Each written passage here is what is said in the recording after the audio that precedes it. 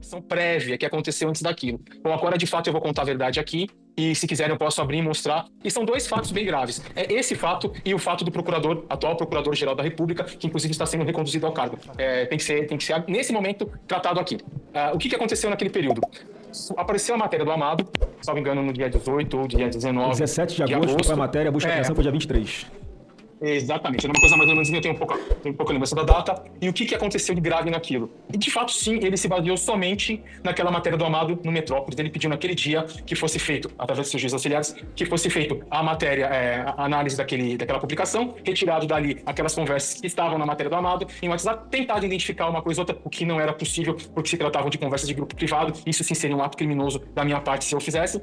E colocar no relatório para que ele pudesse encaminhar à Polícia Federal, ou seja, ele já tinha a decisão, somente para ela cumprir o que ele queria. Bom, eis que aconteceu aquela apreensão, ela era para acontecer numa segunda-feira, se eu não me engano ela aconteceu numa terça, ele estava desesperado para aquilo que acontecesse, e não foi na terça, e surgiu naquela semana uma forte repercussão da mídia, que todo mundo estava brigando, dizendo que olha, que absurdo, foi feito somente com base nas matérias, na matéria jornalística do Amado, não sei o quê. Sim, de fato, foi feito somente na matéria jornalística do Amado. Quando chegou próximo de sexta-feira, foi pedido para mim, através do Ayrton Vieira, eu tenho aqui não só a última conversa com ele, porque as anteriores foram apagadas, e daquele momento que eu vi que tinha algo errado, eu comecei a manter dali para frente. Foi um pedido através do Alexandre de Moraes para que se construísse um ambiente, uma história. O que acontece é que o Ayrton Vieira, ele não tem qualquer familiaridade com o computador, ele não sabe usar o computador, e ele precisou da minha ajuda para montar aqueles mapas mentais que foram abertos numa segunda, numa terça-feira, quando Alexandre de Moraes tirou o sigilo do processo, para dizer que existiu uma investigação preliminar. Então foi encaminhado para mim as PECs circuladas, essas PECs, quais os objetivos, quais os alvos que ele queria que colocasse nos mapas mentais. Foi pedido para que se confeccionasse um parecer, um relatório com data retroativa, e eu assinando pelo Supremo Tribunal Federal, ao qual eu não era nomeado, foi pedido para fazer toda essa história encaminhada para o Ayrton, para que o Ayrton, dentro do processo físico, fizesse da forma que ele acha. Eu acredito que foi feito colocado isso anterior. Então, não existiu. Se quiserem aqui, eu compartilho esse material, eu compartilho um cronograma, para que vocês olhem a data que esse material chegou em minhas mãos, a data que essas PETs chegou circuladas, a data que o mapa mental, que todo mundo da imprensa viu no dia que ele tirou, foi confeccionado. Por favor, por favor. Se o senhor puder mostrar para a gente aqui, porque enquanto o senhor está preparando aí para mostrar para nós, pelo que eu entendi, há uma matéria jornalística, o ministro Alexandre de Moraes dá ordem para essa assessoria de combate à desinformação produzir algum relatório. Ele determina a busca e apreensão somente com base na matéria de jornal, sem saber se aqueles diálogos eram verdadeiros ou não, se tinham autenticidade ou não.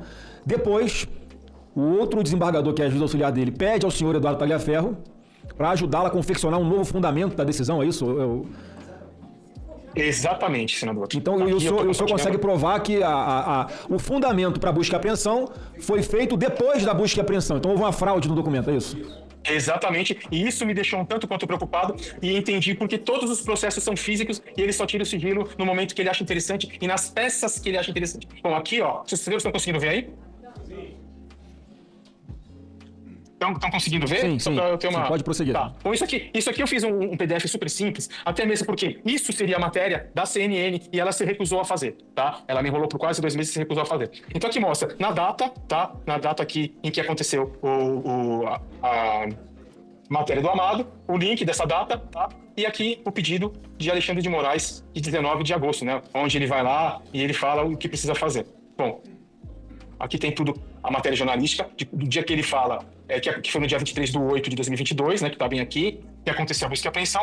Porém, se os senhores observarem, os relatórios datam todo o material que a mim foi passado para montar aquela farsa é do dia 26, 27 e 28 de agosto. Está aqui, tudo preservado, tudo periciado, mostrando que não teve qualquer adulteração ou manipulação da minha parte. Então isso aqui é só um ilustrativo, eu vou mostrar o arquivo agora, tá? Tá aqui, ó, mapas mentais. Se os senhores olharem, esse mapa aqui foi o mapa, não sei se os senhores se recordam, foi o mapa que estava no processo, foi um mapa mental feito por mim, nesse dia aqui, ó, 29 de agosto de 2022. O que é mapa mental? Só para que a gente possa entender.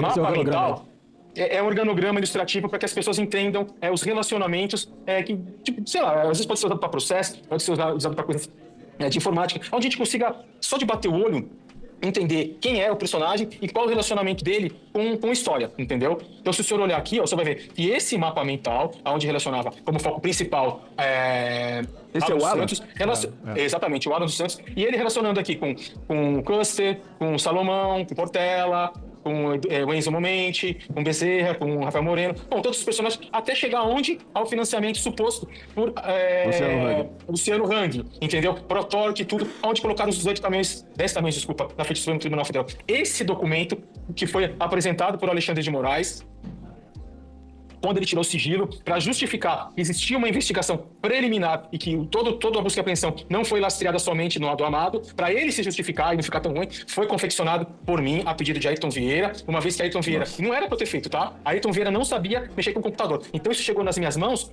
por acaso. Se o senhor olhar aqui, ó, em todas as PECs, olha a data dessas PECs aqui, Moraes nem sabia que o Ayrton Vieira tinha me passado. Ayrton Vieira pediu para mim, não fale nada. Tá tudo aqui, ó. Os relacionamentos, os mapas bonitinhos, todos que foram feitos por mim. Tá aqui, ó. A data do mapa mental, bonitinha, mostrando aqui 29 de agosto, o horário, ou seja, nada foi confeccionado antes. Bem como esse relatório feito, onde eu assinei pelo Supremo Tribunal Federal, do qual eu não era, em momento algum, nomeado, tá? Para que fosse feito o quê? A porcaria da busca e apreensão um dia depois. Que loucura, um dia depois. Olha a data da confecção desse documento, 28 de agosto de 2022. E não 22 de agosto de 2022, como eles colocaram, tá? Então aqui está a comprovação de um crime, uma fraude processual gravíssima. Então, se aconteceu nesse caso, imagino que não acontece em todos os processos físicos em posse de Alexandre de Moraes. Então a gente tem que tomar muito cuidado com o gabinete dele e com os processos. Lembrando que tudo que eu fiz, tirei hash, sabe? Justamente para não ter contestação. Isso já está lastreado por um laudo pericial. Tudo bonitinho, ó. Tudo bonitinho. Tá vendo as datas? 28, ó. Tudo bonitinho. Agora eu vou abrir um outro relatório.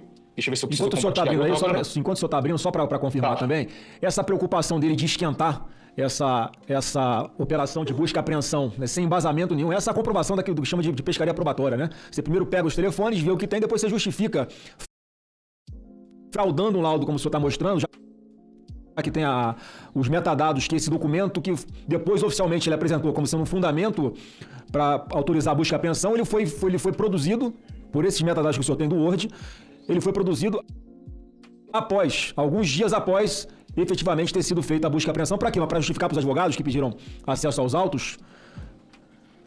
Eu acredito que sim, e para justificar para a imprensa, porque a imprensa estava batendo pesado nele, dizendo que ele tinha feito isso somente com base numa matéria jornalística do Amado, que de fato foi. Eu estou com um pouco de dificuldade de parar o compartilhamento aqui e poder trazer o novo aqui. Deixa eu olhar aqui, peraí. Não, só fica tranquilo aí.